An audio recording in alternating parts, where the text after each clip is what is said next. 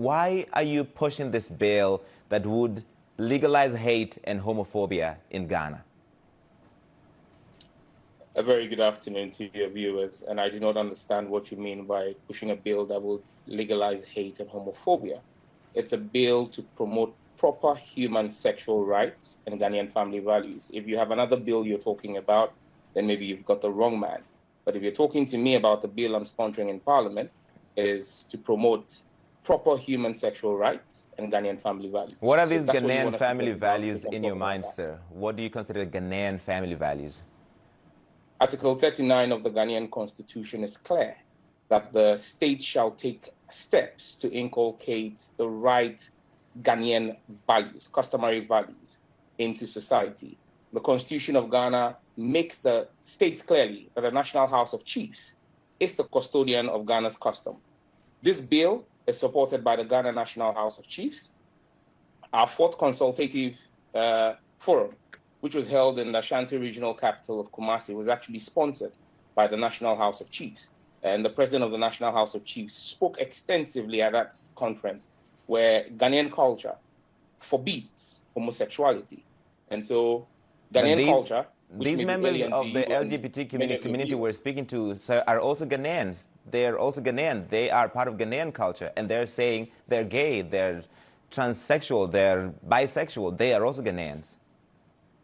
Some of the individuals who were involved in planning terror attacks in America are American citizens. Is it American culture to kill people? That's a false, that's not the same comparison. But what I want to focus on here is... It's not the same comparison. You are telling me that because we have people who are carrying out an activity that is illegal per our laws already, and our culture frowns on it because they are found in our jurisdiction, that is our culture. There were many things that were illegal that are unjust. Innocent children and teachers? Honorable MP, there are many things that were illegal, that were unjust, and those laws were changed because they are unjust. Well, laws are a reflection of society. Until 1960, American society did not find women fit to vote. And so women did not vote there. When they found them fit to vote, society evolved. Society evolves. At this point in time, the Ghanaian society is in a position where it says it is not welcoming of homosexuality.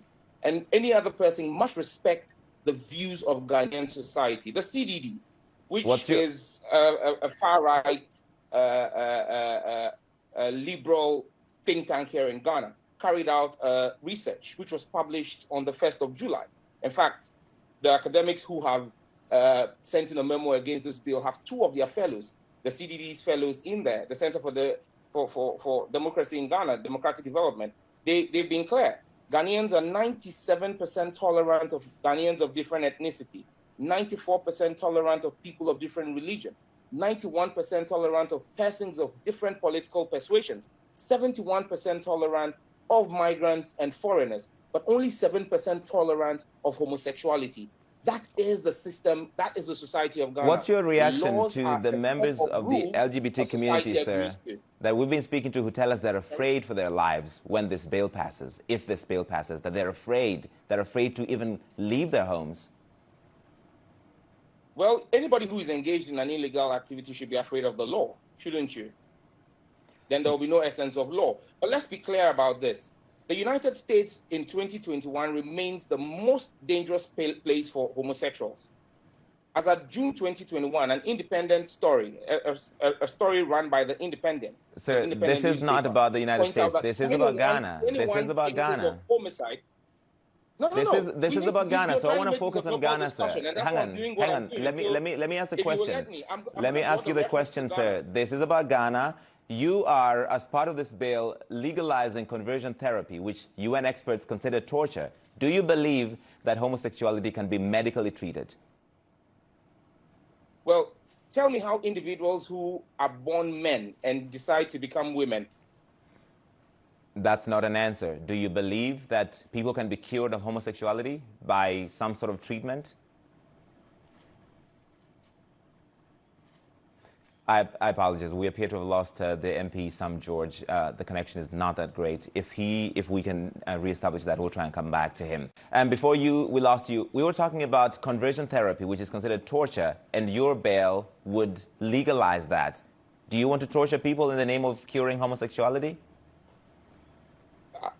I was making the point that the individuals who decide to become transgender, who decide to change their sex from male to female, apart from undergoing surgery, also engage in hormonal treatment.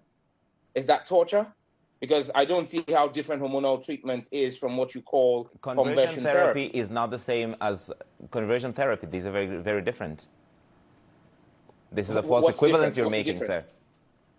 No, what's the difference? I would need for you to I am not a medical expert, but it's been by UN experts who look into this have considered conversion therapy as torture. Larry, if you're not a medical expert, and I'm saying to you that we've spoken to the experts here in Ghana, and there is nothing different because conversion therapy is a hormonal treatment. And I'm saying to you that when individuals choose on their own volition to change their sex, they undergo hormonal treatment. Men go and take estrogen shots to be able to develop female features. And that's the same thing. That is not the same thing. That is not the same thing. But I want to move away from that because you talked about the United States. You talked about the United States. This American organization held a conference in Accra in 2019. And shortly after, you introduced a bill with the same language, including family values. So you're influenced by a right-wing organization, which is considered one of the most hateful organizations exporting hate around the world. Is that correct?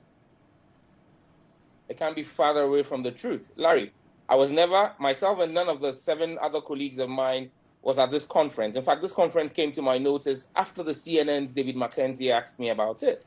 I have had absolutely no contact with the World Council of Families. You describe them in the way in which you want to describe them. But we also have groups from the United States that are supporting LGBTQ rights, which is illegal in Ghana as we speak right now. Section 104 of our Criminal Offences Act makes it criminal. They're already trying to also influence Ghanaian stuff. This bill is in direct response. You say there was a conference here in 2019, a conference I'm unaware about. However, this bill is in, and I made a statement on the floor of the House in February, and my statement was clear. It was in response to the opening of an LGBTQ plus advocacy office in Ghana in January. That was supported by members of the diplomatic corps. So you want to make it difficult for anybody to live an open, free life because of who they love in Ghana, and you want them to go to jail for 10 years. You're happy with that? Well, you haven't read my bill. It's a misinformation to say that anybody who's found guilty of a homosexual have to go to jail for 10 years. That's a misconception you're peddling, and you should not do that. They can go to jail up to 10 years. This is just one of the many penalties that is in the bill, sir, that you're encouraging Ghanaians to report anybody who is suspected of being LGBTQ. Is that correct? Larry, I would advise that you put a job at what you're doing, okay? If you want to put a spin on a bill, right? This is my bill that I've passed before Parliament. I'm going to read to you Section 6.3 of the bill, or Clause 6.3 of the bill, or 6.2 of the bill. A person who commits an offense under paragraphs A, B, C, D, E, F, G of subsection 1, which is the section that lists all the offenses, commits a second-degree felony and is liable on summary conviction to a fine of not less than 750 penalty units and not more than 5,000 penalty units, or to a term of imprisonment not less than 3 years or not more than 5 years, or both. So when you talk about 10 years imprisonment for persons engaged in homosexual activities, you are misleading the world, and that's unfortunate. All right, so you think, okay, 10 years is too much, but 5 years is perfectly fine for somebody who's gay in Ghana to go to jail.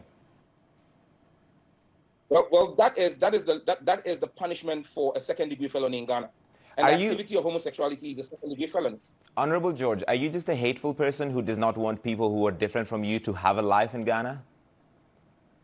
That is a defeatist approach to ask me a question, a defeatist line of questioning, that I'm a hateful person. If I'm a hateful person, we will not be protecting the rights of persons with LGBTQ and saying that you should not, they have a right. They have a right to a fair trial before a court of jurisdiction. Section 22 of our bill prohibits extrajudicial treatment, and you're not highlighting that part. That part is the prohibition of extrajudicial treatment. A person commits a misdemeanor if that person verbally or physically abuses, assaults, or harasses a person A, accused of an offense under this act, or suffering from any gender or sexual identity. A person who commits a misdemeanor under Section 1 is liable to a fine of not less than 500 penalty unit or not more than 1,000 penalty unit, or a term of imprisonment not less than 6 months and more than 3 years. So you're cherry-picking what seems So like a positive angle of a larger bail that would make it difficult. Honorable George, let me ask a question here. You're cherry-picking a part of the bail that, a much wider bail that would make it difficult for people who are LGBTQ in Ghana to live. What would you do, sir, if your son or daughter was gay? Well, thankfully, I have 2 sons and a daughter, and none of them is gay. That's not the answer. What would you do if one of them was gay? You're asking me to go into the world of abstracts. I'm a lawmaker. I deal with specifics. I deal with specific stuff. I don't deal in abstract. Maybe you should be talking to a storyteller or something. Will you take responsibility if, because of this bail, people who are going about their lives are attacked by Ghanaians or are harmed because it's legal to do so, or people have been encouraged to do so, or are suicidal for that matter, Larry, take their lives because they can't live in that society? Well, Larry, let me answer your question. Earlier on, I was telling you that this year alone, as of June this year alone, 21 persons had been attacked and killed in the United States, where LGBTQ rights are legal. Ghana, sir. This is about Ghana, sir. So let's focus on Ghana. Well, if this is about Ghana, then stop trying to import American values into the reasoning of Ghanaian legislation. I am not an American. I am an African. I'm from Kenya. Well, Kenyan values are not the same as Ghanaian values. We have different values. I didn't say into Africa. I said into Ghanaian values. I'm a Ghanaian legislator. And just so you know, I represent a community or constituency that has 2 traditional areas. Before agreeing to push this bill, I met with my 2 traditional councils. I am a representative of the people who voted for me. The people who voted for me, the 2 traditional councils said to me, this is against our culture. The people who voted for you, Honorable George, and I have to go, the people who voted for you, of all the problems they have in your constituency, is this the major issue for them? Is this the thing they're most concerned about? Well, this is one of the major issues for them, because the government of Ghana in 2020 spent $200 million subsidizing the cost of antiretroviral drugs for persons who have HIV/AIDS. The Ghana AIDS Commission is telling us that men having sex with men, MSMs, homosexuals, are leading the surge in HIV prevalence in Ghana. $200 million could have fixed the water problem in my constituency. Okay, we're going to have to leave it there, Sam George.